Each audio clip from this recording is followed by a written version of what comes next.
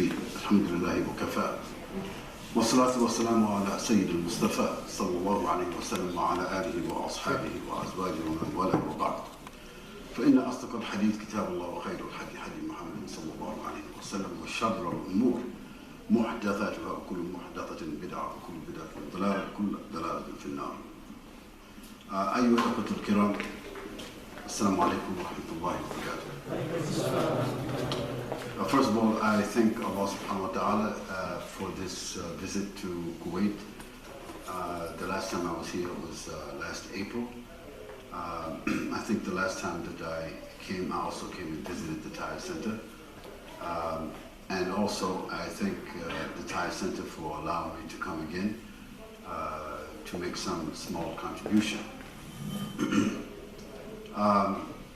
Brothers, what I'd like to do this evening is to introduce you or to give you a taster of what we consider to be a very different type of training course.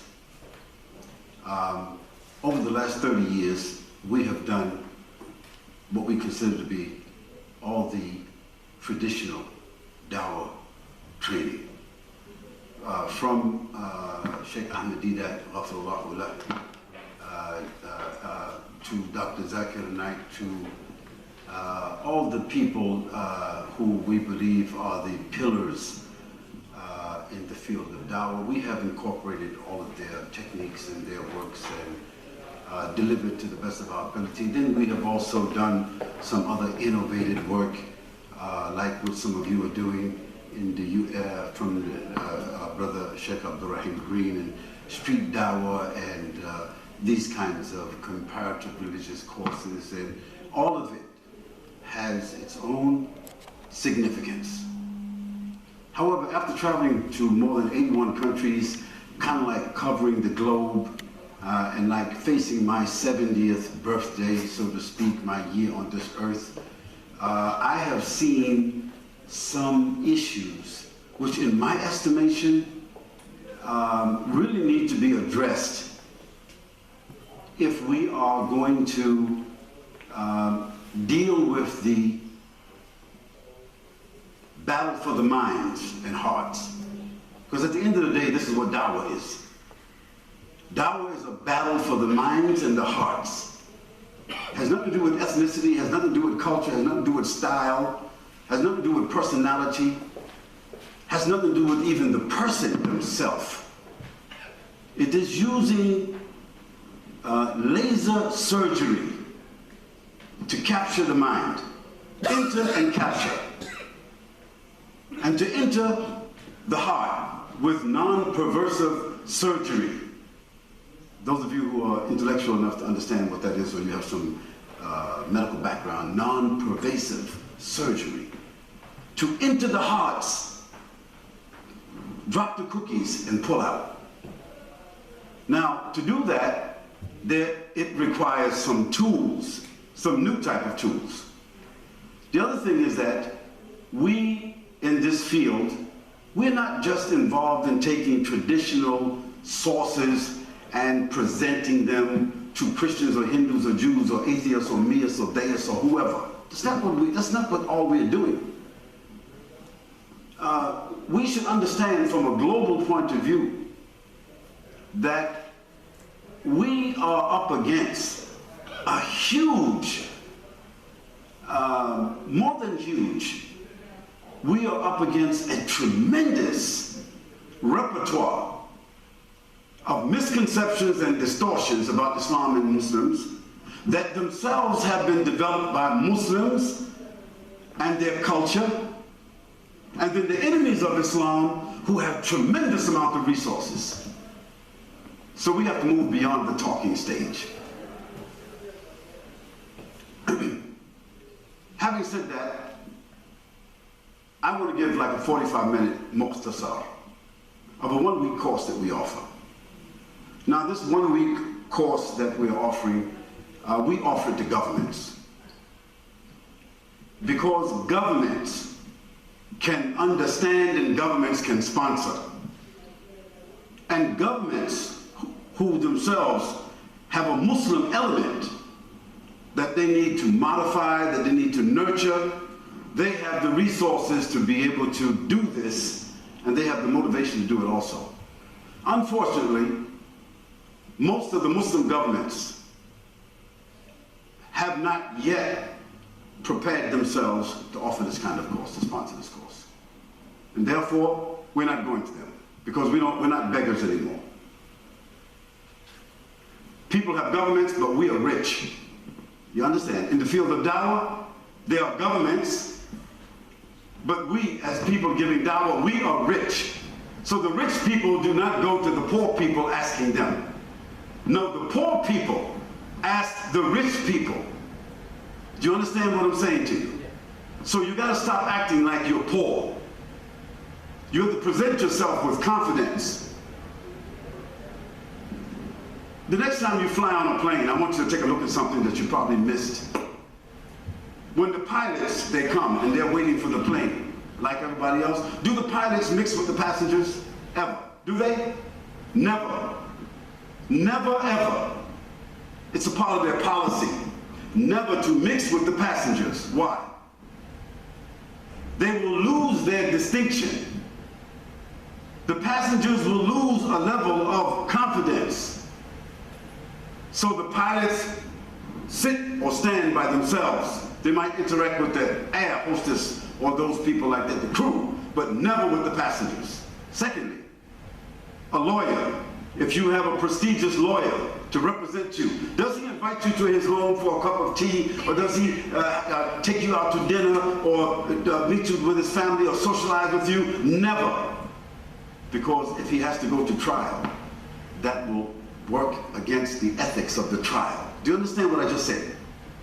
Your doctor who's going to perform surgery on you, he might become a bit personal with you because he wants to introduce to you a therapy to prepare you for that operation. But he's not going to bring you to his house and socialize, because this will affect your psychology when you get ready to do the operation. Do you understand what I'm trying to say to you? So the du'at, as a technician, you have to be very careful. You have to be very careful that your distinction for what you're doing, that you carry the leverage with you. Because if you have that leverage, half of the job is done. Do you know why, when you enter a hospital room, do you know what's the uniform color of a hospital room? Green, blue. White. The overwhelming color, hospital color, is white. They may use some other colors for other therapeutic reasons, okay? Sometimes children come there, or they want to throw it off a little bit, but generally the color is what? Why is that? Because white is pure, white is confident, white is therapeutic, white is healing. So when you enter the hospital, no matter how sick you are, the healing starts when you enter. That's how it's set up. When the doctors, when the nurses come in, what colors are they wearing? When the doctor comes in, what color is he wearing? Everything is silver and white. Because the healing has already started psychologically, and we know that healing doesn't start with tools or medicine. The healing starts where? See. So the du'at, if he or she doesn't understand these concepts, if you don't have confidence, if you don't understand your distinction, if you're always waiting for somebody else to tell you, train you, and if you're doing reactionary dawah, arguing and this and that, and trying to follow some personal style, you'll never take off. You'll always just be in the airport. You'll never take off.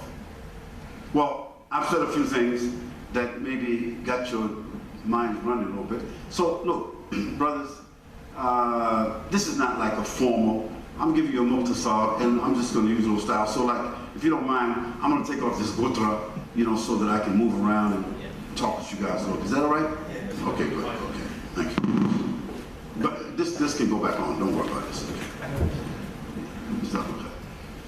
Okay, brothers, this is a course that we will be offering. I think the first one we gave was in Oman, to 250 hand-picked people who were picked by the Diwan of Sultan Qaboos. in the year 2012. They gave us the Grand Mosque as a backdrop. They were the first government that treated this as a professional training course. So they gave us the Grand Mosque. The term the Grand Mosque, if any of you ever been to Oman to the Grand Mosque, you know it's one of the most beautiful mosques in the world. They gave us a complete team of social media, audio, visual, technical people who was at our call. They took us back and forth from wherever we had to go in a deep blue Jaguar with white leather seats, with drivers with white gloves who had 12-hour shifts. I never in my life was treated like that as a da'i. Because his thinking, Sultan Qaboos, was different. And we didn't call it Dawah training. He requested that we give it a different professional terminology, and we called it Islamic presentation course. So the people were not called du'ats, they were called what? Presenters. See? Because it was a corporate presentation, not a religious presentation. And 19 non-Muslims just joined us, and out of those 19 Muslims that non-Muslims joined us, 12 of them took the Shahada at the end of the course. It was a 10-day course.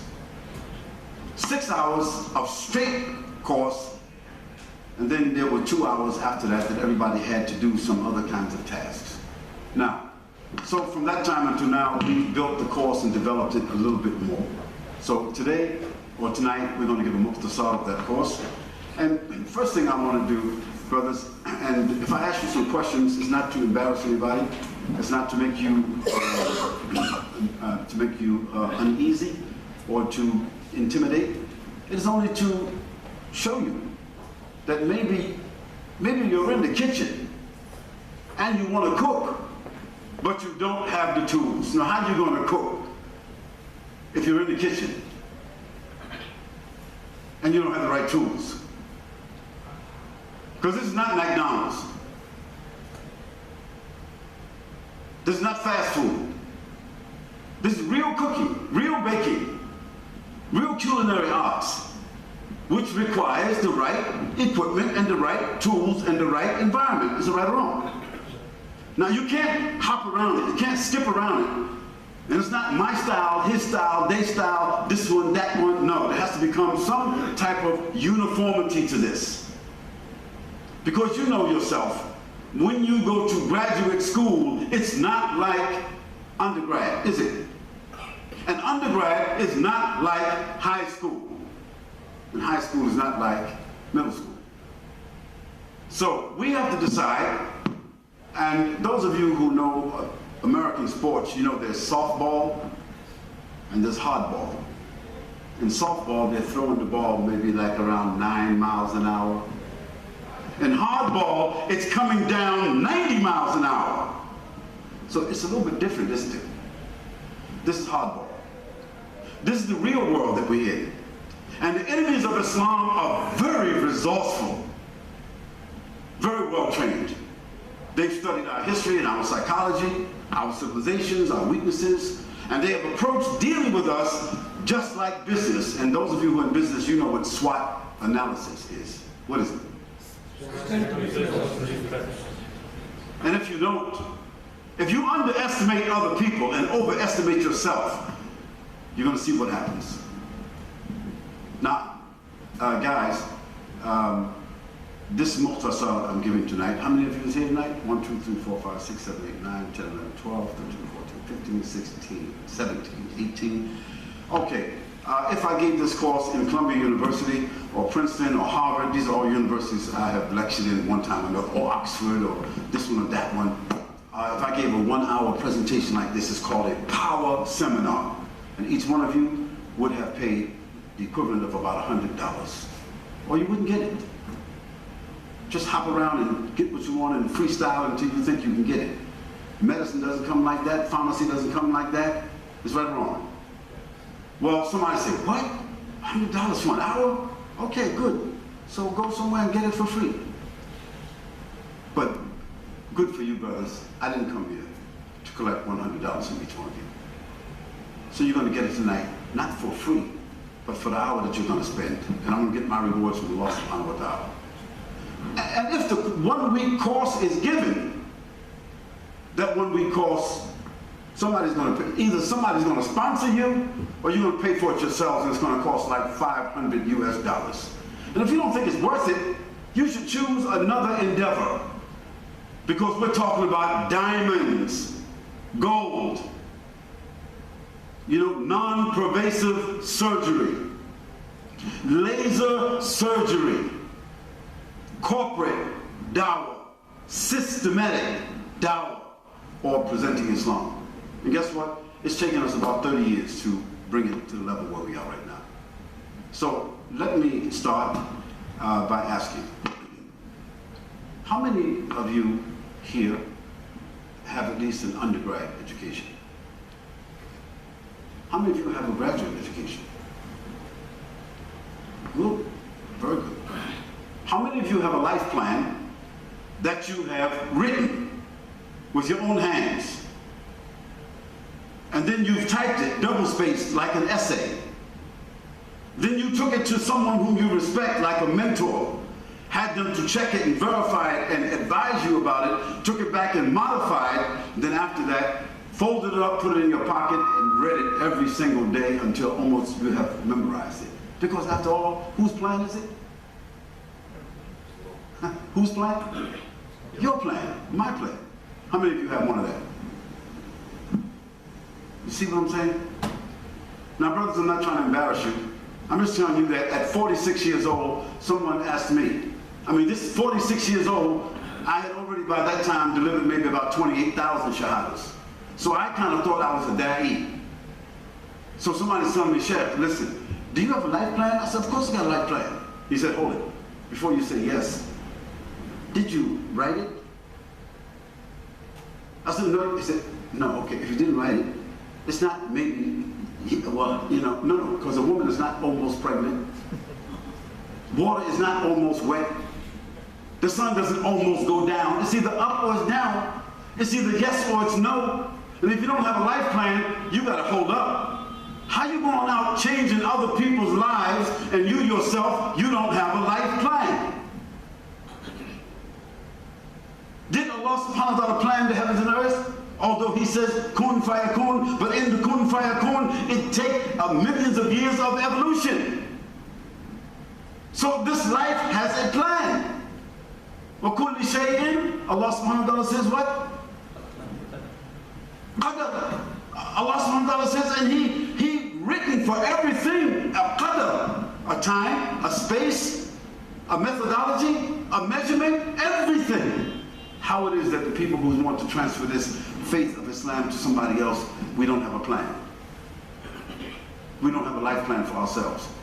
Those who fail to plan, what? Plan to fail. Plan to fail. And in the field of dawah, that's why we're failing. Because the du'ats, even the ones whom you think are very prominent, you don't want to ask them, but most of them, they don't have a life plan.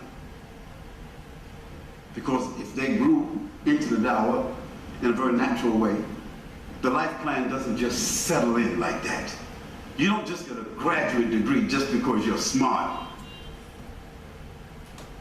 You have got to form it, shape it, hammer it out, read it, memorize it, and every year or half a year you have to do what was it? Because your life changes, you have to do what? You have to modify it. Just like a beautiful pair of shoes. It hurts when you first put them on, but after a while, if it's good leather, what happens after a while? It fits your feet, isn't it? Huh. Okay, so brothers, let me go through some of the components of this here, and I'll shift between here and the board, and I'll add a little style to it, which is, the sky style, sky, Shaykh, Khalid, Yasin. So, some of my styles, to it. Forget the style, it's not a big thing. It's just the lubrication that helps everything, move. But it's the components. Next thing I want to ask you. How many of you take in the field that you have? Well, if you're in the medical field, you have to take regular modules, is that right? Because new things, new technology, new procedures, new medicine, new theories come in medicine, and you have to upgrade and be aware of that, is right or wrong. Otherwise, you will not keep up your practice, is right or wrong. In the computer field, how fast is technology moving? It's changing like every week. The technology is changing. So if you're not changing with it, what happens? You lose the edge. That's right. So in the field of Dawah, in the field of your professional choice, you have to do career enhancement. How many of you are in business for yourself? Unbelievable. And we want to practice the Sunnah? We want to practice the Sunnah and we're not in business for ourselves? There were 60 major companions of the Prophet ﷺ. Some people said 63, some said 57. Okay, according to what sources that you read. If you read the book by, I think his name is Khalid bin Khalid or something like that. He wrote a book called Al-Rijal wa Nisa Hawla Rasulullah sallallahu alaihi wasallam. I think you have that book upstairs on the table there. And he pinpoints about 60 or 63 companions. And he gives a synopsis on each one of their lives. I read that book maybe about 10 times. Probably one of the most powerful books, even though very simple. Well, those are the major core companions. Then if you spread it out to the women, it comes to about 100. So how many of those 100 people, companions, do you think were working for somebody else? How many of them? I won't say how many was in business for themselves, because the majority of them were in business for themselves. How many of them do you think was working for somebody else?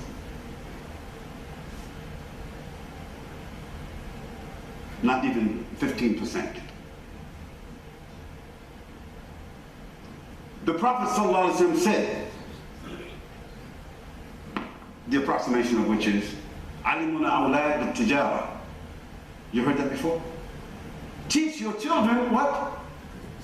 Tijara.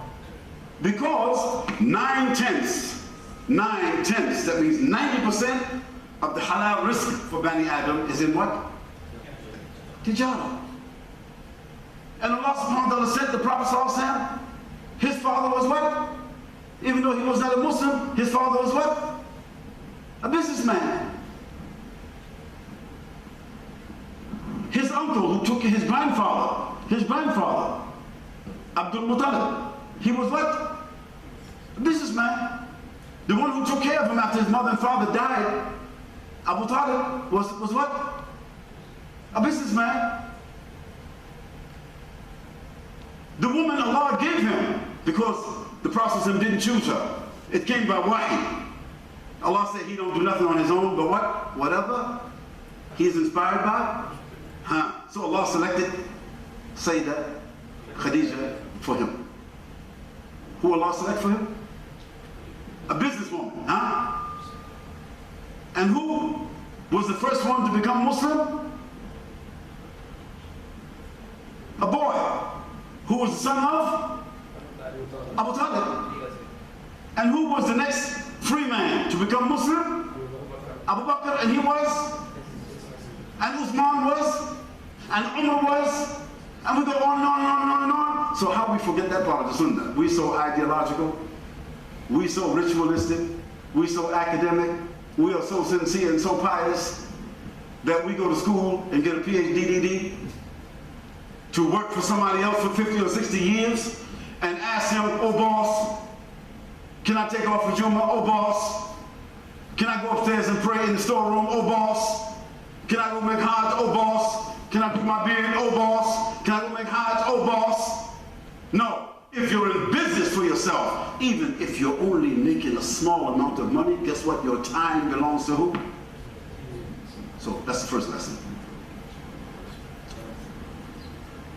Next, brothers, Islam started out as a kalima. It ended as a civilization. From kalima to what? From kalima to what? Brother, do you understand what civilization means? We're not talking about a family, we're not talking about a community, we're not talking about a madhab, we're not talking about an ideological group, we're not talking about ice cream or ISIS. We're talking about a civilization that leaves its imprint on the world forever. No other religion or the system in the world did that except Islam. It takes what to do that? Resources. So Allah wanted for Islam and for Muslims under their leadership and whatever to have be what? To be resourceful. Most of us, we choose to live in countries where we ourselves have nothing to do with the governmental structure. And if we live in the West, we're arguing whether or not we should vote or not. How stupid we are. So because we don't know whether we should vote or not, I didn't say who to vote for and how to vote. Then the homosexuals and the lesbians and the dog lovers become the leaders, and we become the what? The followers. So brothers, look, in my own graphic way, we've thought it out. We've put in about 1,000 hours doing the research on this. So let me go through it very quickly, brothers, because at the end of the day, this is only a taster, okay? One, you have the desire of change for yourself. If you don't want to change for yourself, how are you going to change somebody else? Allah subhanahu wa ta'ala, he said, "Auzu billahi minash shaitanir rajim, ku anfusikum wa ahlikum." When you get on a plane, they say, if the oxygen changes and the thing drops down, do what first? Put it on yourself first. So you got to want to change for yourself first. Don't want to go out and change the world and you didn't change yourself. Search for your identity. Who are you? No, I don't mean your name. I don't know who your father is. I don't mean your ethnicity. I don't mean your profession. I don't mean that you're a da'i or your ambition. No. You have to answer the question, who you are. And you are who you are when you're by yourself. That's the real you. When you are alone and nobody else is around, that's the real you. Next, you have to be prepared to make a few sacrifices, because if you want to do this work, you are following the steps of people who made great what? Sacrifices. You have to be willing to rediscover Islam, not discover Islam. You got to rediscover it.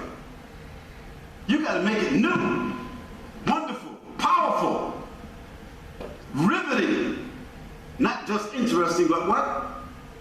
Riveting, compelling. So you got to rediscover it.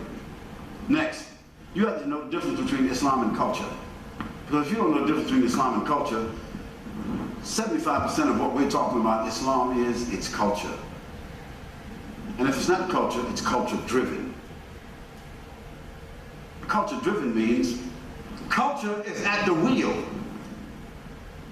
and Islam is the passengers, or the vehicle is the culture and Islam is the passenger. No, Allah never intended that Islam is a passenger and culture, anybody's, becomes the vehicle. We have to switch it around. What's the vehicle? Islam, the system. And the passengers is what? Your culture, my culture. Next, we have to develop a plan for your life and for your future. This is not a job. This is not a budget. This is not a CV. This is not a resume. Hello. It's a plan for your future. You have to understand the society you live in and the laws of that society. I mean the Constitution.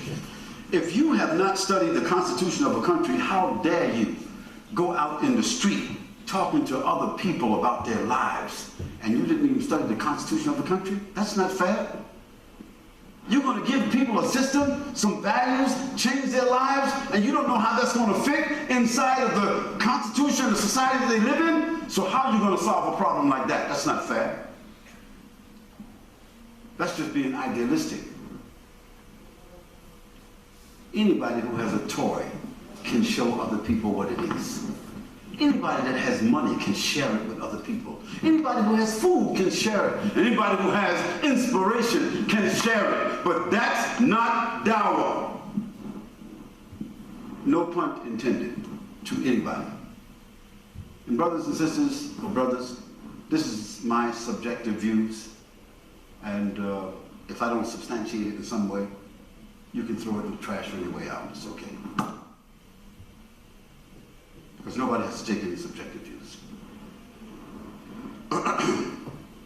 But when other people understand that our message, our ideology, our principles, and our values, it fits within the constitutional process of that society, this means that people can do what? They can wear it.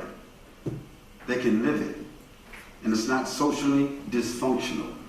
Who wants to join something and it becomes socially dysfunctional? Would you do that?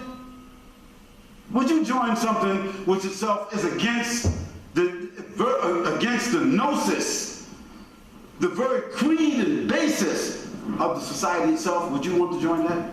No. Because Muhammad sallallahu alaihi wasallam, when Allah sent him in Mecca, he did not overturn the Meccan society, did he? Did he? No, he didn't speak above the voice of others. He didn't march through the street with any signs. He didn't do that. He didn't go knocking on doors and disturbing people. And he was not saying things to people other than what Allah told him to say. Qulu la ilaha illallah. But he preceded even his message with what? What did he precede his verbal message with? Huh? Behavior. وَإِنَّكَ لَعَلَى تُطْعِمُ الطَّعَامَ وَتَقْرَأُ السَّلَامَ مَنْ عَرَفْتَ وَمَنْ لَمْ تَعْرِفْ. The first order of da'wah given in Medina. See that order? Okay. Next, prepare yourself for social responsibility. What is social responsibility? That means you and I, wherever we're living at, we are responsible inside that society. We're not no hermits. We're not no isolationists. We're not no religious group, you understand me, trying to deliver something to people, you understand me, that you go to accept Islam or go to hell. Become a Muslim and go to paradise and forget about your social responsibilities. No, no, no. You have to deliver something to people where you improve their status of their lives. People have problems. Muslims are the ones that should offer prospective what? Solutions. You can't just say this is haram and that's haram and you can't do that and astaghfirullah, blah, blah, blah, blah, blah, blah, blah. You can't move something out of the way and you don't replace it with something better. Everything about Islam, thank you very much, brother, we'll eat and drink later. May Allah reward you for that. Everything about Islam is always about improvement. It's always about enhancement. Allah doesn't take something away that He doesn't replace it with something which is better. And guard your religious obligations, all of them. Inna salata kanat ala al-mu'minina kitaban mawquta. That's a rule that covers everything, not just prayer. Kitaban, written, planned, prescribed, mawquta, at specific times and places. Don't be an extremist even in da'wah. Don't be judgmental in your da'wah. And don't be an isolationist, because the Prophet ﷺ was only isolated in Hira. Is that correct? After he came out from Hira, he was totally socially engaged. With the poor, with the weak, with the corrupt, with the intellectuals, with those that wasn't intellectual. The Prophet ﷺ was interacting with everyone. And he was tolerating them in the condition that they were in, and not judging them. Is it right? Do your da'wah through your character and your behavior. Before you start talking, if you don't convince somebody that you're a good person, and that you have a good set of values, and that you have something to offer them, if they can't smell it, taste it, touch it, see it before you start talking, guess what? The Prophet ﷺ said, let him who believes in Allah on the last day either what? Say what's good or? That means most of us should do what? We just keep quiet. Honor your parents. Because if you honor your parents, others who have parents are going to envy you. Because that takes discipline. Honor your family, even if your family is doing something against you. You still have to do what? Every day, every Jum'ah, we hear this ayah. And when we hear this ayah, everybody starts to shifting and getting ready to stand up. What is that ayah? Inna Allah ya'muru bil adl wal ihsan wa ita'i dhil qurba wa yanha 'anil fahsha'i wal munkari wal baghi ya'idhukum la'allakum tadhakkarun. Wa dhikrullahi ta'ala wa 'ala wa 'awla wa 'azza wa jalla wa tammu wa hamdu wa akbar. That's the athar at the end. But this ayah that everyone is reciting, it is the main social pivot of everything. Inna Allah ya'muru what? Bil adl. What is adl? Justice, fair dealing. When Muslims are just and fair dealing, spreading the wealth, spreading the knowledge, having compassion and empathy for people, feeding people, healing people, listening to people, sitting with people, guiding people, suffering with people, crying for people, even if they're not Muslims. Adl, and being fair, even against your own family and against yourself. Is it correct? And what is ihsan? What does the word ihsan mean? Perfection. No, the real... Compassion. Well, you know, the word ihsan has a lot of meanings, but the most powerful of it is benevolence. To be benevolent, you know what that means? That is to have wealth and to give it for the sake of Allah, not even thinking about it being decreased. This is called benevolence. Adl. There's two kinds of ihsan. One is the ihsan that you worship Allah, okay, as if you see Him. Although you don't see Him, you know that He sees you. That's a different kind of ihsan. But in the context of this ayah, Inna Allah ya'muru bil adl, there's a social, well, ihsan is a social principle. Benevolence. When Muslims are benevolent, that means people who don't have a place to sleep, who takes care of them? People who have something to eat, who takes care of them? Your neighbors, your colleagues, your co-workers, your non-Muslim friends, you're always concerned about them. This is called benevolence. It sounds like a non-Islamic trait when you think about Muslims today. Muslims are the most well-fed, overfed people in the world. Most of them who live in certain countries. Muslims eat all the time. Yalla, akhi, bismillah. Bismillah. Yeah, go ahead, eat, akhi. You know, they put a whole khuruf for 7 people. Yalla, bismillah, eat. Food, eat, drink more. Desserts and coffee and tea and drink and just eat. And you go home, you don't even want to make tahajjud. When the Prophet said what? He said, eat 1/3, drink 1/3, and leave 1/3 faulty. Is that what he said? What happened to that sunnah? Then what about this hadith of the Prophet? He said, we don't eat until we're hungry, and we don't continue eating until we're full. Isn't that correct? What happened to that hadith? Brothers, we really got to be rethinking out what we're talking about doing, because this is not dialectics. It's not about giving out books and DVDs and putting on this and that and, you know, going somewhere, you know, talking to people in the street, hey, you know about Islam, and hey, you need to discover Islam, yeah. Okay. I'm not saying there's no reward in that. I did that. Did that, done that, whatever you want to say. We did that. And I love it. But what does it build? When you going to move from the table to the tabernacle? You know what tabernacle means in the English? Tabernacle means like, it's not a church. It's a religious institution. When are we going to move from tables of Dawah to institutions? Come on, brothers. We've been giving Dawah in the street. We've been doing street Dawah since 1968. This is 2015. We're still doing street Dawah? I mean, when are we going to graduate? No pun intended. Do your best with what you have. My job is just to broaden your perspective. That's all I'm doing. Not blaming. Allah subhanahu wa ta'ala says about people who are giving da'wah. What do he say about them? وَمَنْ أَحْسَنُ مِمَّنْ دَعَا إِلَى اللَّهِ وَعَمِلَ صَالِحًا وَقَالَ إِنَّنِي لَا إِلَهَ إِلَّا اللَّهِ. Seek knowledge and establish the worship. This is what Islam is about. Seek the knowledge and establish the worship. Because when you seek the knowledge and then you establish the worship, then you have two disciplinary tools for the rest of your life. Next, strive to be influential and independent. What's the two words? What's the two words? Because the most powerful people whom Allah sent in this earth to do this work,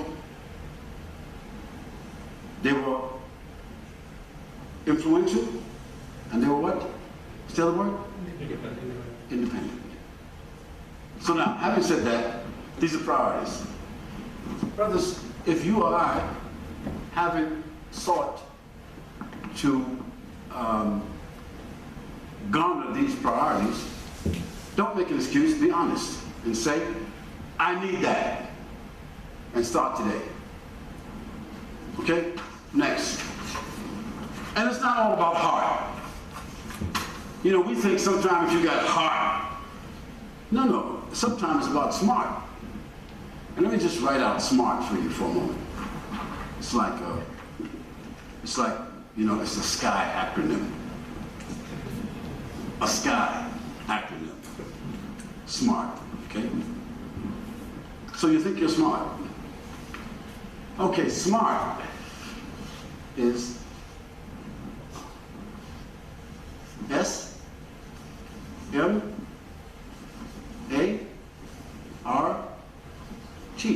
Is that right? Did I smell it right? Yeah. That means I'm a little bit smart, right? Okay. So another way to think about smart is that you need to be, what's that word? Allah subhanahu wa ta'ala says, Ya ayyuhalladhina amanu taqullaha wa qulu qawlan sadida. Be specific. You don't want a doctor doing some general kind of surgery, do you? He has to be, he's doing brain surgery, he's doing neurosurgery. He's got to be very what? Very specific. Because like 1 millimeter off, you're paralyzed or dead. And that's what we're doing. We're doing what kind of surgery? Non-invasive, non-pervasive, laser surgery. We don't have a right to be operating on people without the right tools.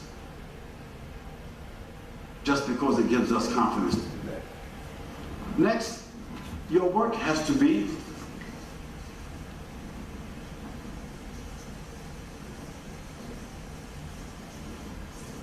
somebody has got to be able to evaluate it. It's got to be assessed so that you can see what progress that you're making. You know, my organization says to me, Shaykh, as of this year, our estimation is that the Purpose of Life Foundation has delivered over the past 30 years some 75 to 85,000 shahadas. I don't know if it's true or not, and I'm not too concerned about that. But one thing I can tell you is that for every person that has taken shahada, there's another 10 that didn't. Those 10 that didn't, they became waliyul hamid. What does that mean in Quran and Islam? What is waliyul hamid? Huh? They were first enemies. Then they became what? Close friends. Somebody came to a lecture. They were antagonistic. They were in conflict. They were arguing. They had a hatred for Muslims, but they just want to be there and see what's going on. But they left there saying, thank you very much. They didn't become Muslim, but they left as a what? An ally. So if 75,000 is accurate, then how many allies over the years did we make? Maybe close to 1 million. Allies are very important. Abu Talib was what? See, subhanallah. Waraq ibn Nawfal was what? An ally. How many allies the Prophet ﷺ had? Much more than he had companions, that's right? The Christian king, Najashi, before he became a Muslim, he was what? He's an ally. So it's also about building allies. Also, it has to be something which is, I know it's time for prayer, brother. It has to be something which is, what? It has to be also something which is realistic. It has to be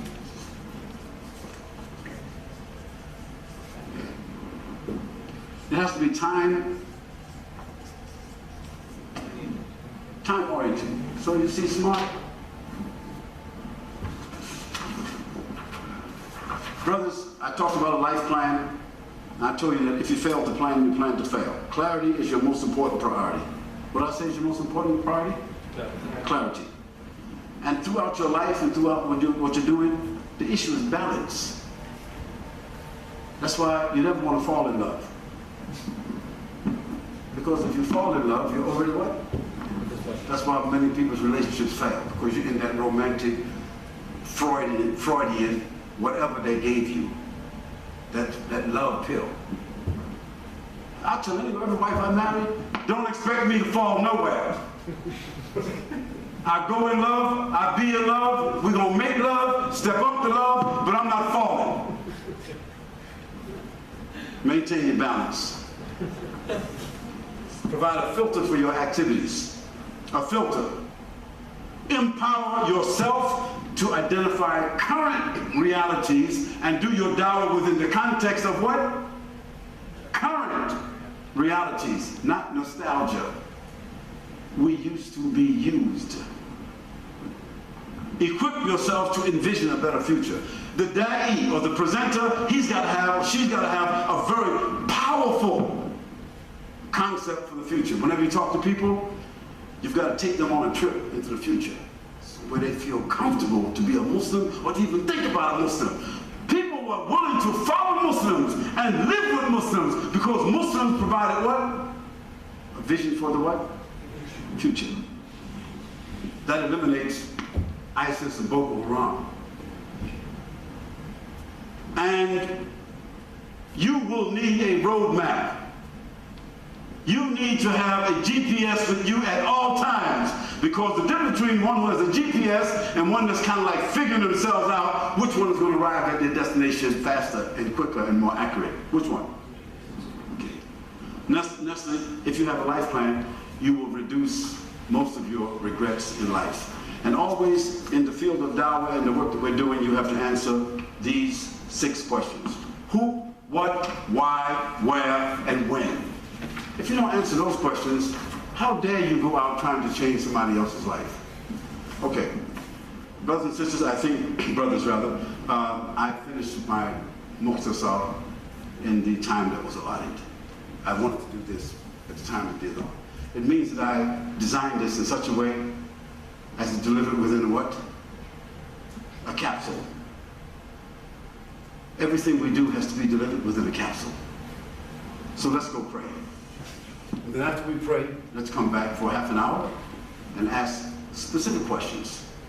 Now, if the question that you had is not specific to this, I'll answer that in a different way somewhere else. And when we come back, we'll answer some specific questions. That will lead us perhaps towards the idea or the premise of delivering this 1-week seminar. Because the seminar entails all of this. Dawah training, and then after the dawah training, dawah management. Because McDonald's is just not serving food, they're also doing what? Part of the whole McDonald's phenomenon is management. And that's why nobody can hang out with McDonald's. Their food is not even fit for dogs. But they got the whole world thinking what? That it's a dream. They convinced the world it's a dream because everything is on time. Everything is transparent. Everything is the same. You know, a number 2 or number 3 burger is the same in Beijing as it is in America. If you buy a McDonald's franchise and you violate 2 or 3 of their principles in the course of a year, they don't care that it costs you $500,000. You know what they do? They snatch that franchise back for you and take you to court. Because their brand is worth more than money. And Islam is worth more than money. But our problem is that we don't understand branding and we don't understand institution. That's what I want to contribute. Before I die, this is what I want to give. I just want to make my contribution. So when we come back from the prayer, let's talk about that, okay, brothers? Subhanakallah wa bihamdika wa ashhadu an la ilaha illa anta wa nastaghfiruka wa natubu ilayk.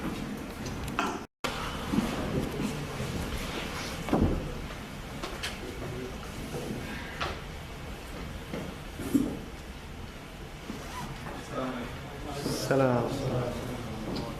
MashaAllah, I was at 10 good, so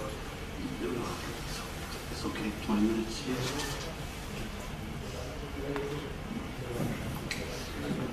ما شاء الله. السلام ورحمة الله. يحييك. تفضل. جدا. الحمد لله والصلاة والسلام على رسول الله صلى الله عليه وسلم وعلى آله وأصحابه وأزواجه ومن والاه. Okay, I think we can start. There's maybe 4 people that are not here, as I counted, and we'll leave a question or 2 for them. So, brothers, look, it's impossible for us to answer 17 or 18 questions unless they are a minute each.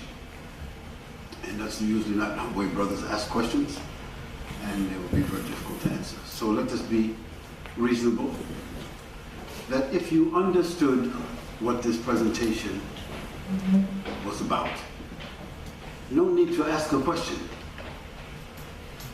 But if there was some point which you weren't clear about, and that you think you need some clarification, I don't mind. Question and answer doesn't mean everyone should ask a question. Question and answer means that if something wasn't clear, you should ask. And question and answer means you ask a question and I give an answer. But if you have your own subjective idea, concept, philosophy, statement, then you should organize a group and you should give a presentation. Right? So, when I asked how many of you have an undergrad, at least an undergrad degree, almost everybody raised their hand. When I asked who has a graduate degree, I got about almost 60%. So you guys are intelligent guys. Academically, you're qualified. You're mature. And I was speaking English, not Dutch. And I was not being nebulous or philosophical.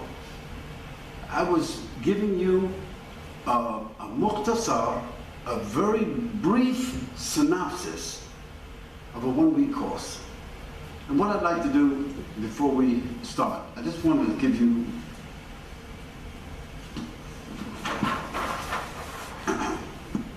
the components of this course. You know, alhamdulillah, I was doing this work of Dawah since 1968. Street Dawah. We used to go out in the street to the subway. You call it the underground in Britain. And we would go to the underground on the subway and meet people coming out. And our job was to walk with them for 30 seconds or a minute or whatever and convince them to come to the mosque around the corner.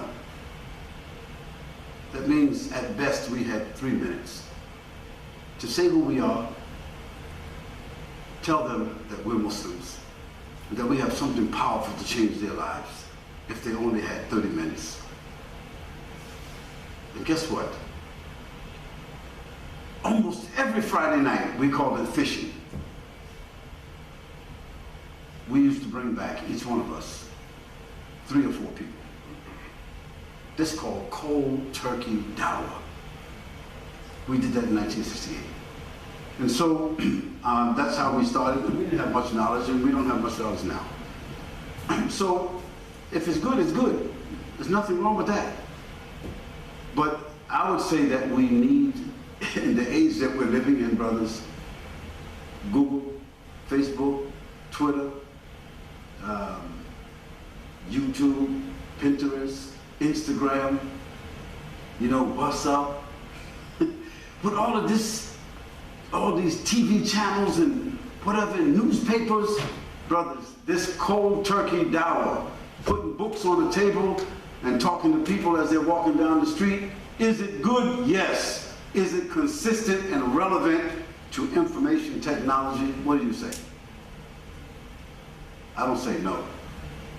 I just say that we got to think outside the box. Who said that?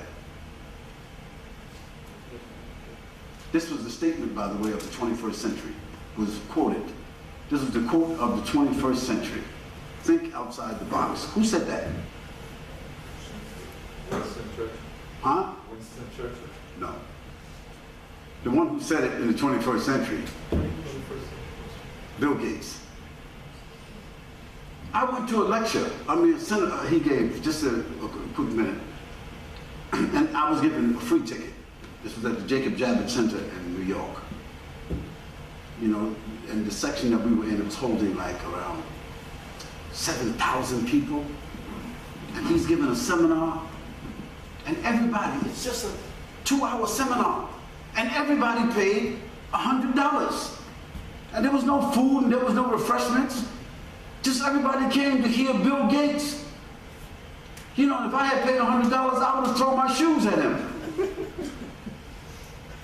He started the lecture and he said, listen, I'm really impressed. So many people came here to see me. It's like about 7,000 people. And he says that I'm really honored. And really all I wanted to say to you guys, one statement, and really we can all go home. We have to learn to think outside the box. And he says, have a good night. I said, what? If I paid $100, man, I'll just take something and throw it at this guy. What? But he continued and said, I should leave if you understood it, but I don't think you understand it, so I'm going to take 30 more minutes. And if you look into the statement, think outside the box and how powerful it is. And yes, you're right. He took it from somebody else. That's called plagiarism. But he put it into a new context. Therefore, it's not plagiarism. Winston Churchill would have turned over in his grave to be quoted. And this is what we have to do, brothers. We have to think outside the box. That's the box of your own culture, your own ideas, your own self, your own career, your comfort zone, what you went to school for, the books you have read, the people whom you are impressed by, the country you live in, the dawah you have learned and what you're doing. That's your box. And we need to do what? Think outside the box. Because all good ideas come from outside the box. Everything that's dynamic and creative and innovative. Now, I'm not using innovative within the context of the Quran and the Sunnah, because there's no innovation there, right? But outside the Quran and the Sunnah, innovation is one of the most powerful tools of the world. How many people here are IT people? Yeah, you had to use the word creative or innovative in your CV, otherwise you wouldn't get hired. Okay? So, brothers, this is a innovative, creative program, and this is what it entails. It entails first,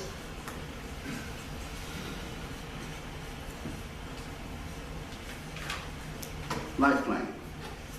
Number 2, career.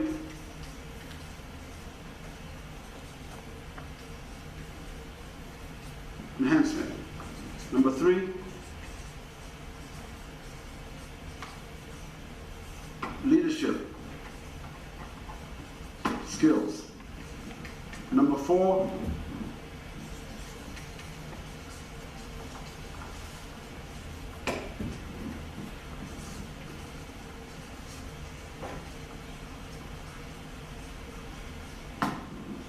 number 5,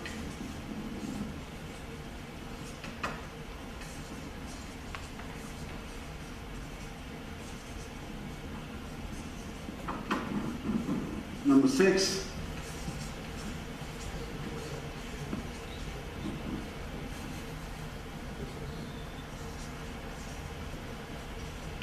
And number 7,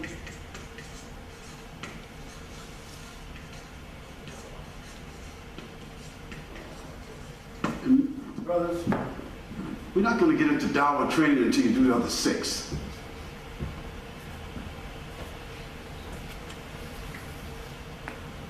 For me, I wish that someone would have given me that training before I got into Dawah. Because if you take this training here, then you come down here, then you're like the Marines. What's the saying of the Marines, the United States Marines? You guys know what that is? There's a saying, a few good men. That means a few good men can change the world. And there's another word that says, okay, it means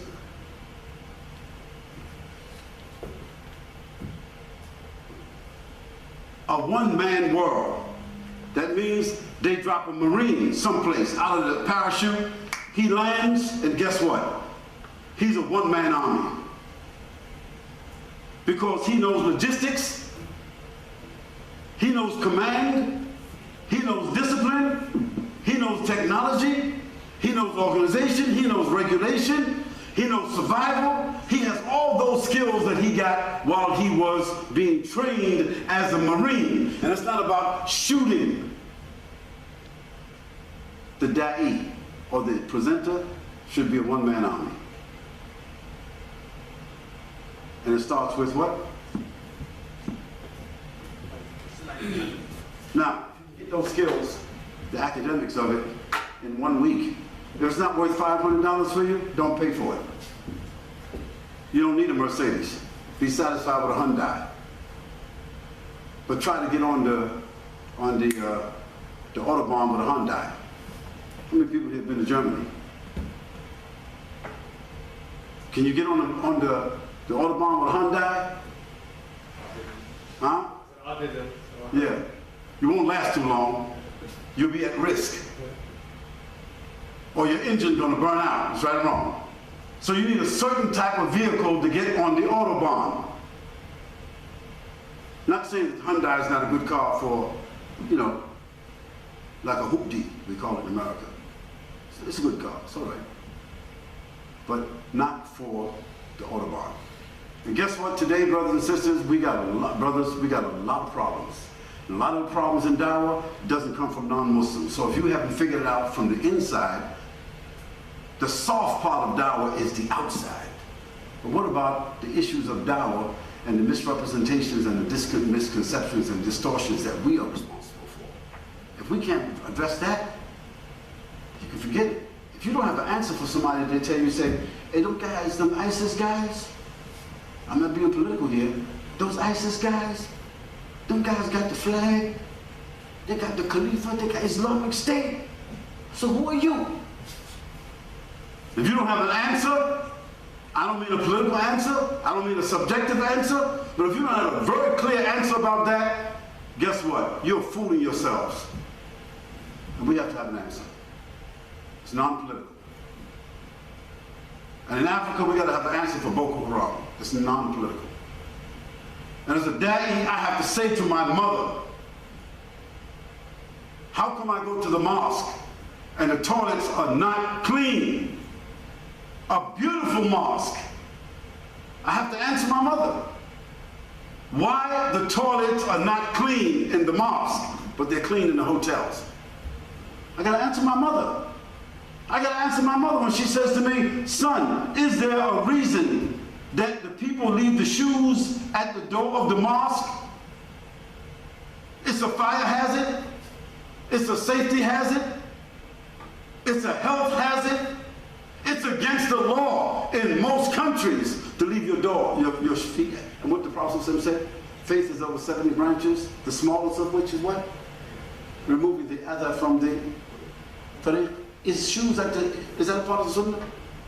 Is it part of the sunnah to leave the shoes at the door? I'm asking. No. So why are we doing that?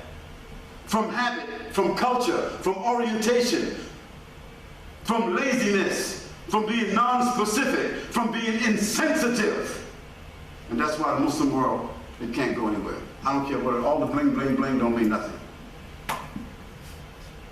McDonald's, Burger King, Pizza Hut, Walmart's, Baskin Robbins is the worst food in the world.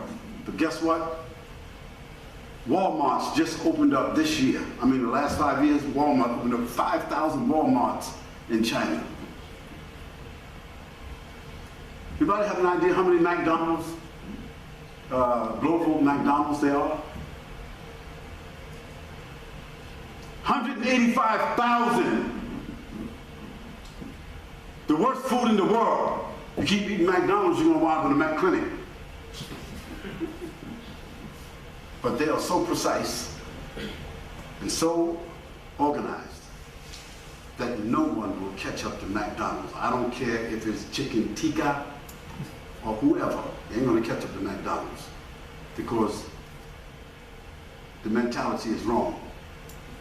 Greasy windows, greasy plates, stained clothes, things are not on time, things are not consistent.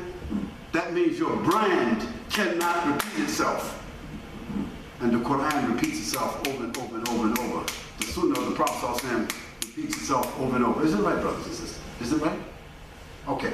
So, brothers, look, if you want to take this course, ask Mr. Brother Nakawi, Muhammad. Ask the people here at TIES.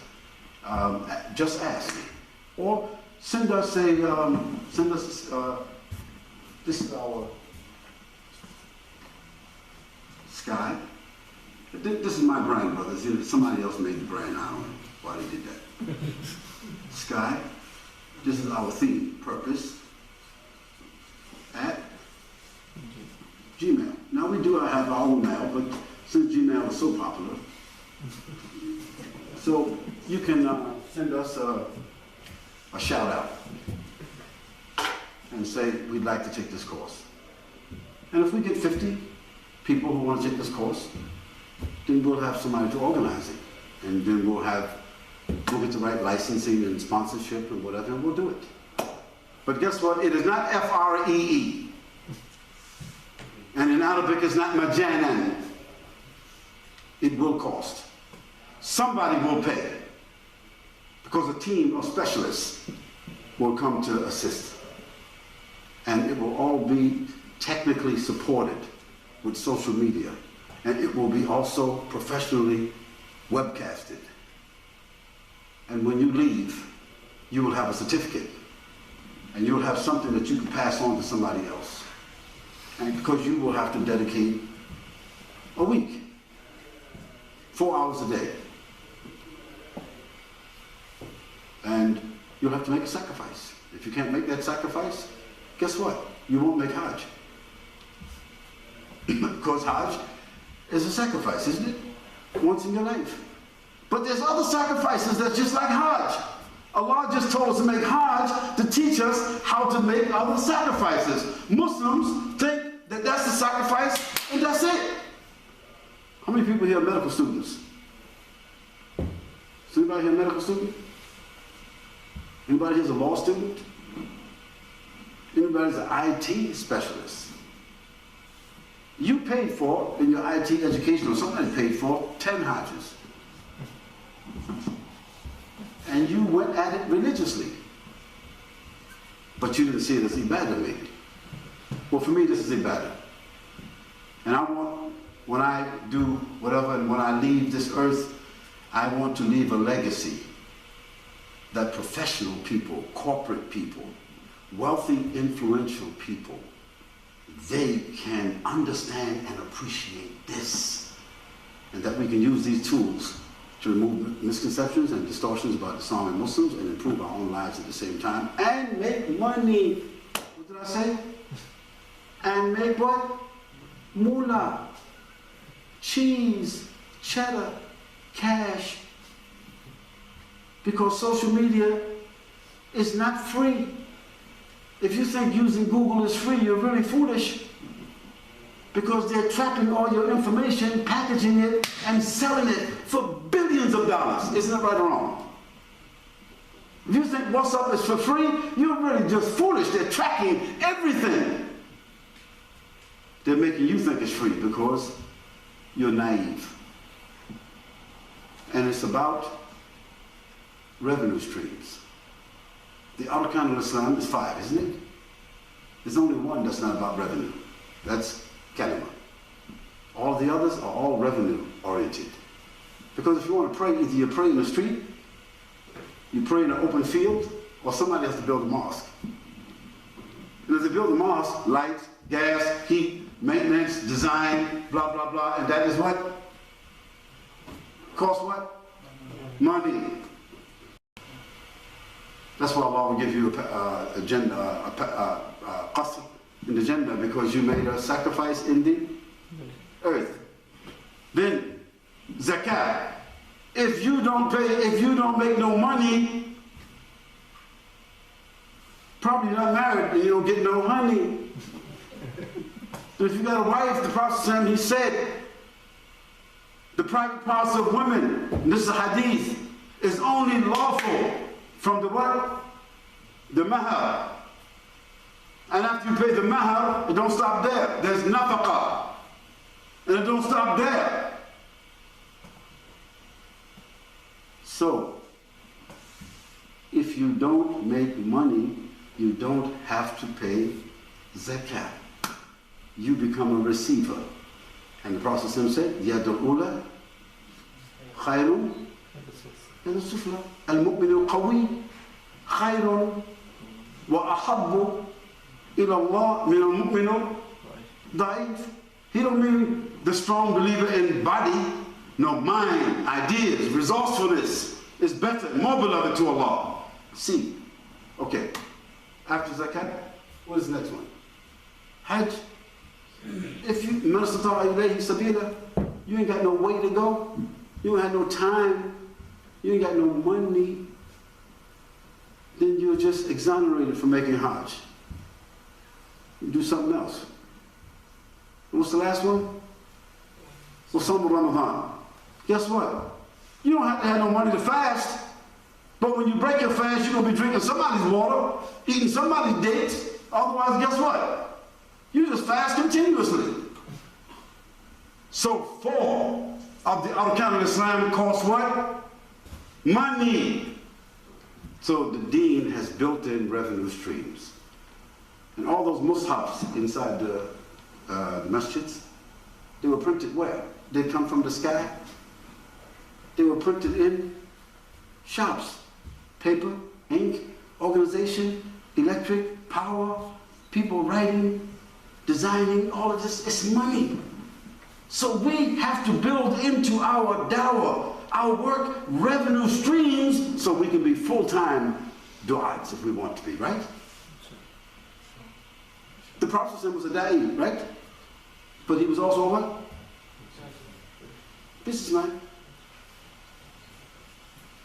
So having said that, let me take some questions. So we can. I'll take from the right side first. You have a question, brother? Were you here for the presentation? No, he just came after Salah. Okay, so. Can I ask? Yeah, go ahead. I'm sure most of the brothers asking maybe the question will be in their mind. You said that we have to have our own business, our own income. But let's say most of the brothers, they are expats. So they might think that, we cannot do anything here in this country because, you need a sponsor, kafil, and you have a lot of things. Yes. So if you can just put a light on it. Brother, look, we have social media. Guess what? Your kafil, he don't control social media. Allah subhanahu wa ta'ala said in Surah Al-Baqarah, I think the 5th ayah, وَمِمَّا رَزَقْنَاهُمْ what? يُنْفِقُونَ. And those who spend from what we have provided. Brothers, you can make money using the internet, using social media. You are smart enough to make your own applications. You're smart enough to build your own websites. You're smart enough to make your own web-based business.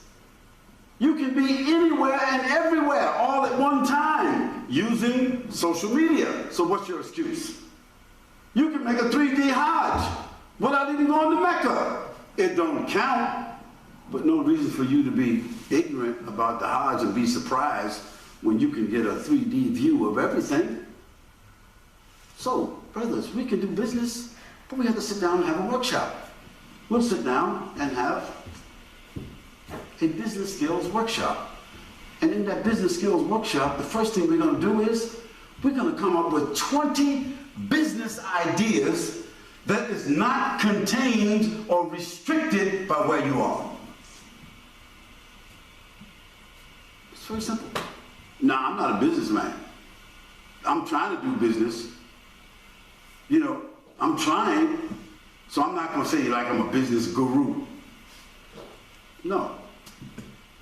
But at least I know that if we're going to do something, it calls for business. Because if Dawah is based on charity, guess where Dawah is at? It's on the side of the road. No, Dawah is not based on charity. You can't be volunteering to do Dawah. What are you talking about? Abu Bakr was the Khalifa. Was part of his job Dawah? When he became the Khalifa, what he told the people? Oh people, you selected me as the Amir. I'm the Khalifa, you chose me. Therefore I can't work anymore. So what you gotta do? You gotta assign a salary to me. You gotta give me some dough. Because you took me away from my work. Did anyone argue? No. Abu Bakr didn't need the money. When he died after 2 years, his daughter, our mother, she brought that money back and put it into the Beit al-Mal because her father told her to. Which means what? He didn't need the money, right? But what was he doing? He was teaching us what? A lesson. That Islam is not about being a volunteer. It's about being fully committed. People that commit themselves, they should get what? Paid. Even in the distribution of the zakat, Allah subhanahu wa ta'ala, He assigned a portion of the zakat to who? Amilina alayha. Because if people are handling money and you don't pay them, then you put them in a trap to steal. Islam is beautiful. If you read the Seerah. Yes. Can I? Go ahead. You spoke about balance. Could you elaborate more on that? How would a Manage your time. The manager of a business is not responsible just for supervising people. He's responsible for doing what? Coordinating tasks. Distributing responsibilities. Doing also, he has an accountant. He has a lawyer, which is called due diligence. That's right. Keeping the integrity of things. He's got to balance the sheets. Who's an accountant here? Right? At the end of the day, if somebody makes money or loses money, but things don't balance out, there's something wrong, is it? The deen is about balance. Even Allah subhanahu wa ta'ala, He said He created the world with what? Balance. So we should be balanced in everything we're doing. Don't be extreme. Don't use your emotions to justify being extreme. No, Muslim is not on the extreme end of nothing. Muslim always deal with what?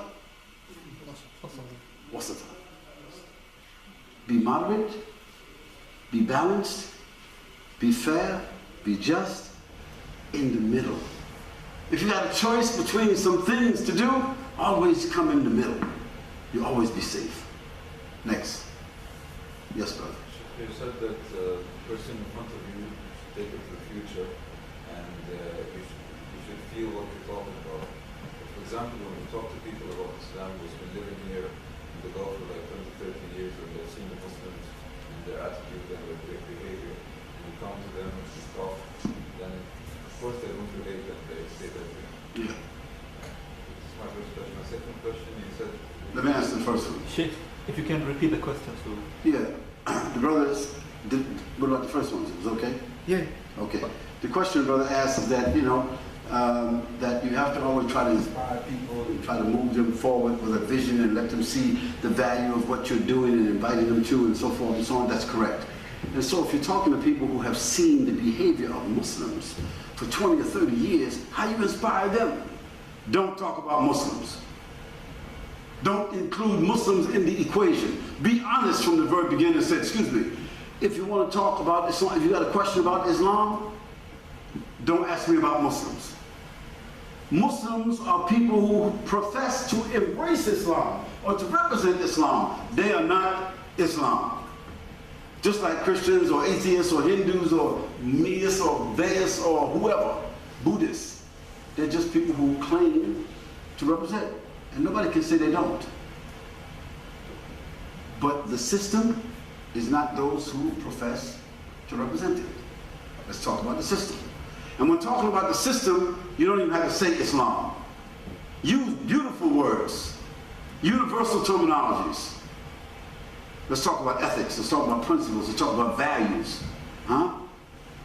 Let's talk about investment, let's talk about responsibility, let's talk about ethics. So there's ways to talk about Islam without using religious terminology that already creates in people's minds a prejudice. You follow me, Akhi? And if they're your colleague, the way you treat them, how you deal with them, should set you apart from everything else that they have seen. That's how the Prophet ﷺ was. Everybody that met the Prophet ﷺ for the first time, whether they agreed with him or not, they were impressed by his what? His behavior, his ethics, his values. And that's what we gotta, to the best of our ability, we gotta be like that. And people say, wow, Abdullah gets to work early. Abdullah makes the coffee. Abdullah brings the donuts. Abdullah is clean every day. He smells good every day. And he's smiling on Monday morning, man. Everybody else has got a hangover. Abdullah's always say, hey, Abdullah, how you feel? I feel great. So how good Abdullah ain't got no problems? I say, everybody got problems, but the ones who got the most problems are those in the ground. I got a job, you know, I got a wife, got a family. I got problems, but I love problems because it gives me a chance to do solutions. It's just, Abdullah's always smiling. Abdullah, why you always smiling? Why should I be frowning? I'm grateful to God. So, man, Abdullah got the answers all the time. Abdullah's positive. If you got a problem, go to Abdullah. If you need a loan, if Abdullah don't have it, he gonna give you something. Abdullah got something nice in the morning to say. Abdullah got something at night to say. When everybody else is leaving, Abdullah's the last one. He's emptying trash baskets and fixing stuff up. Who you think will wind up being the next supervisor? Abdullah. Because he's positive. And this is not about money. This is not about religion. It's about attitude. Huh? What is it about? When the Prophet was ill and hurting and old, when somebody asked him how he felt, what did he used to say? Alhamdulillah ala kulli hal. Allahu Akbar. Allahu Akbar. See that? So, brothers, it's about being positive. And how much stuff you can read, go on the internet about positive thinking. Where they get it from? They get it from us. I hope I answered your question a little bit. Yes? Anybody else? I'll take one or two more. Yeah. Oh, go ahead, brother. You guys don't mind? Go ahead. About the 5 elements, where, when, Who, what, why, where, when, how? and elaborate. You got, yeah, those are questions. Who are you? What are you doing? Why are you doing that? Where are you going? How? Who, what, why? In business, in transactions, in development, in forming your niyyah, in your interactions, whether it's for marriage or whatever, you gotta answer those questions. If you don't, how many people know American baseball? If you hit a home run, right?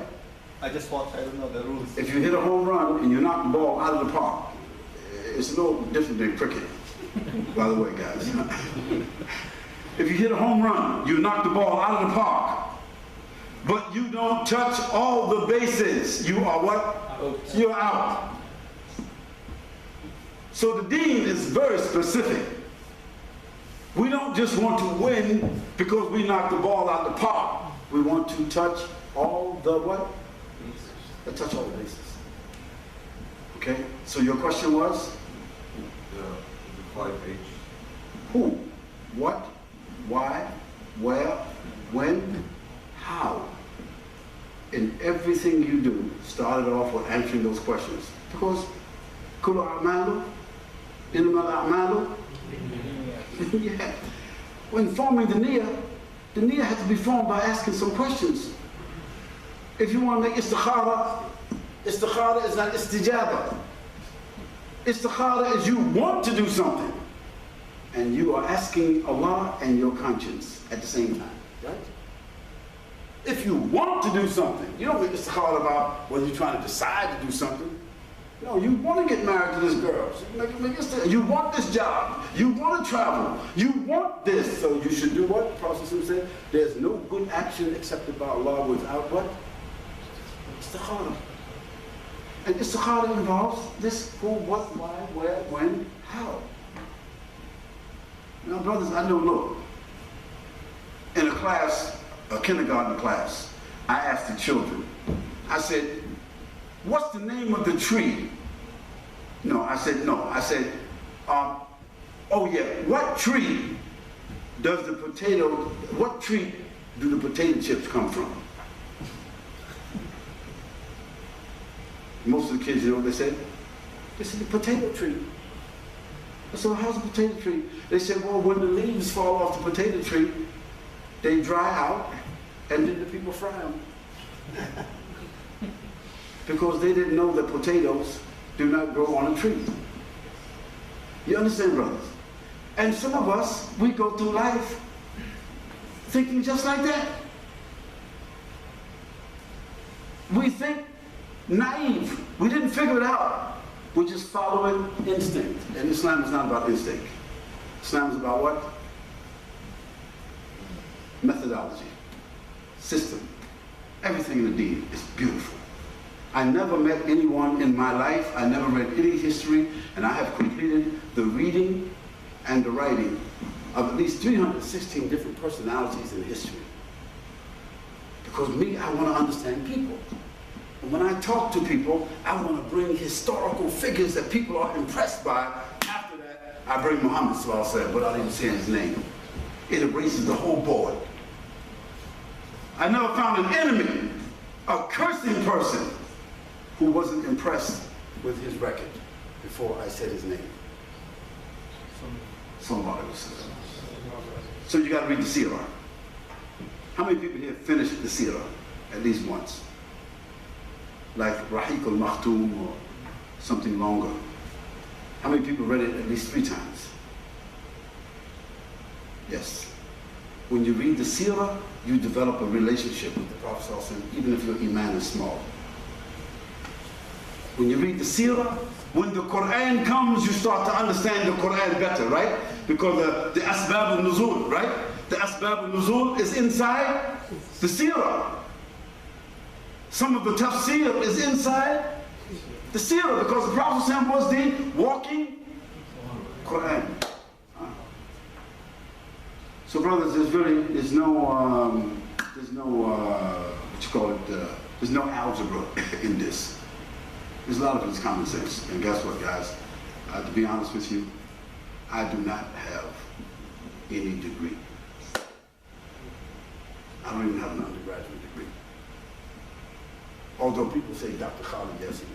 And when they say Dr. Khalid Yasin, I used to say, no, I'm not Dr. So I say, come on, man. Come on, Shaykh, you don't have to say that to the people. If they're calling you doctor, it must be for some reason you got a stethoscope around your neck. You know, you got whatever, you walking around the hospital and you still giving people orders, you got to be a doctor. So, I don't know what Shaykh stands for, maybe it's milkshake. I tell him, I say, you a Shaykh? You a real Shaykh? I said, yeah, milkshake. What's up, you chocolate, banana? So it's not in the title. It's not in the name. It's in the content. It's right or wrong. How many brothers here know about Abu Dawah? How many years he was a Muslim before the Prophet passed away? If you read the seerah, how many years he was a Muslim? When did he become a Muslim? Early. Huh? He became Muslim early. No, Shaykh. No, Shaykh. The Prophet Abu Dhar, I'm sorry, excuse me. I'm sorry, not Abu Dhar. Abu Hurairah. Yes. Abu Hurairah became a Muslim approximately 3 years before the Prophet passed away. SubhanAllah. And he was eclectic. You know the word eclectic? It's like he can't, he can't hold a thought. He's kind of like socially dysfunctional. And one day he came to the Prophet ﷺ and said, "Oh, Messenger of Allah ﷺ," he was called the shadow of the Prophet because he's always bothering the Prophet ﷺ. He's standing outside his house, he's following him behind the Prophet ﷺ, just wherever you, and the people just push him around, saying, "Leave him alone." And the Prophet ﷺ, "Never mind."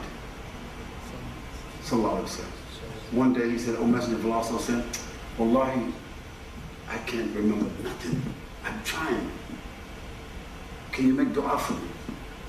So the Prophet passed his hands over it, making some kind of dua for him, and he gave it to Abu Hurairah. Abu Hurairah said, "Wallahi, wallahi, after that day, I never forgot even one word." SubhanAllah. And who is the man of hadith?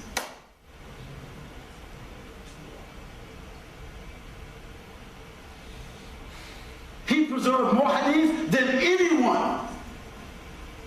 And he was eclectic? SubhanAllah. So, brothers, this deen has some very unique facets to it. And the older we get, it just gets sweeter and sweeter, clearer and clearer. So I just offered this here to give you some thought about the work that you're doing. May Allah bless you, brothers.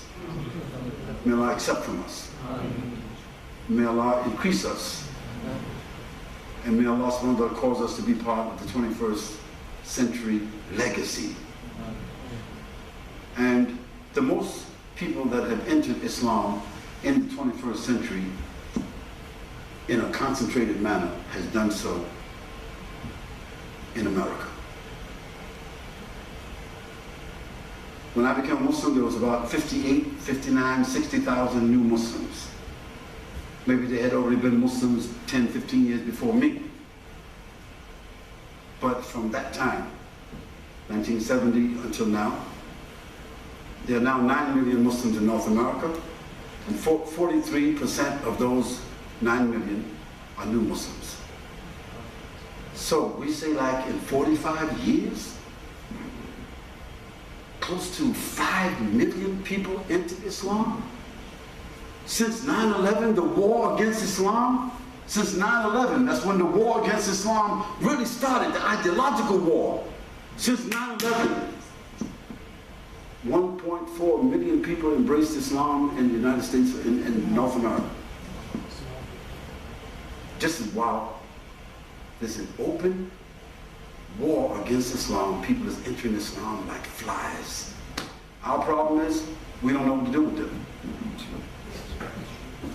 And the people who's entering Islam, they're not sophisticated people. Who are they? They're guys like Shaykh Abdul Rahim, my man, my homeboy. And I can call him my homeboy. Because we rolled up and down Britain together, him and his 6 or 7 bad kids. He'll laugh when I talk about that. Beautiful brother, non-sophisticated. All from here, power. And we can just go on and on and on.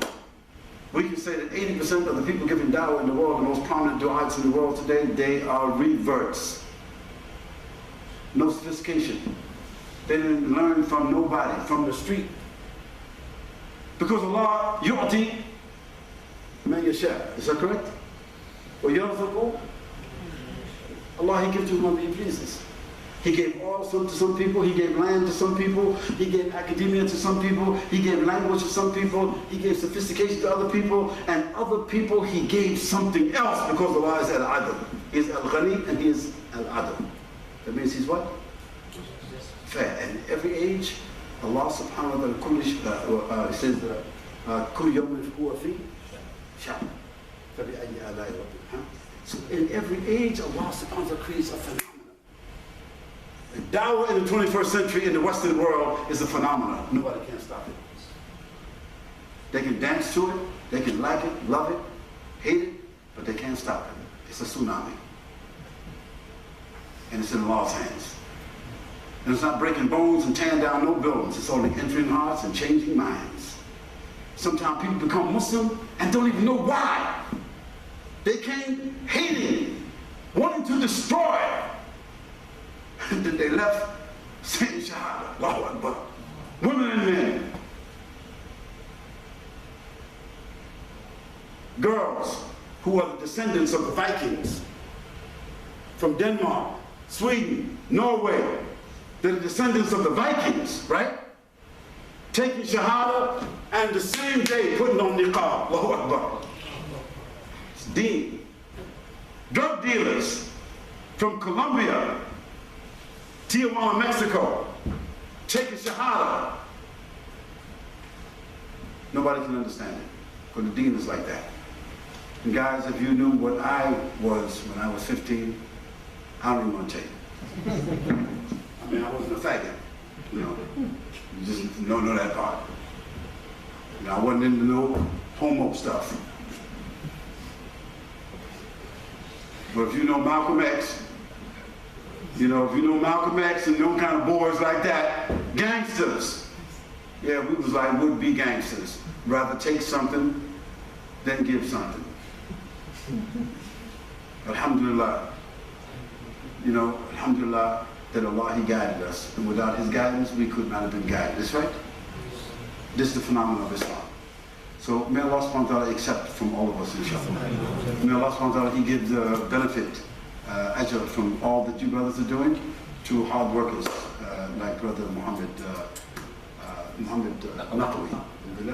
And our brother, my companion, Muhammad, mashallah, hard working. Me, I love young men with good hearts. Because when an OG, you know, old guys, old gangsters, old generation, if we got some young people that we can roll with, we can do something. So inshallah, like my president says, let's make it happen. Huh? That's what Obama says, right? For he, everybody likes Obama. He's energetic, and at the end he says, let's make it happen, even if nothing happens. Thank you guys so very much, and I appreciate this session, inshallah. There's my email. You guys can send me your comments, inshallah. And brothers, some of the materials that we have, we can send it to you free. That doesn't mean that you took the course because you got the materials free. You understand what I'm saying? You can go to Harvard and you can sit in all the classes. But if you didn't register, and you didn't pay for your books, and you didn't pay tuition, do you think you're going to graduate? No. So may Allah subhanahu wa ta'ala help all of us, inshallah. And this is a team effort. At the end of the day, it didn't come from me. It came from a team of people just like yourselves in about 36 different countries, contributing, giving good ideas and energy. We say subhanaka, Allahumma wa bihamdika wa nashhadu an la ilaha illa anta wa nastaghfiruka wa natubu ilayk. Brothers, inshallah, I'm sorry, I have an appointment that we have to go to after this, so the work never stops. So we just put another battery inside the, what's that button? What's that button that keeps on ticking? You ever seen the commercial? Yeah, the energy jacket. So you know, we're going to put another battery inside and keep on rolling. Exactly.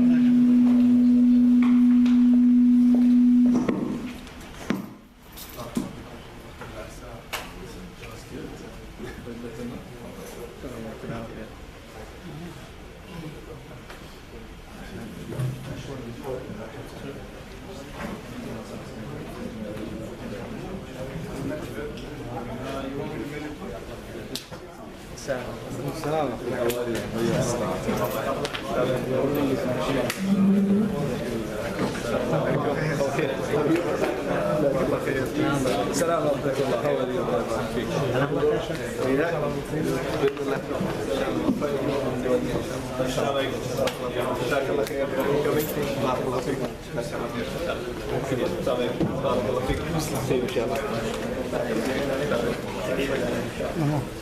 ما شاء الله وين كيف back? I came back I got leave. I'll tell you the story. It's a long story. I'll tell you another one. جزاك الله خير حبيبي. الله يبارك. الحمد لله. الله يبارك. استمع الشيخ. هذا نقول الشيخ. الله يبارك.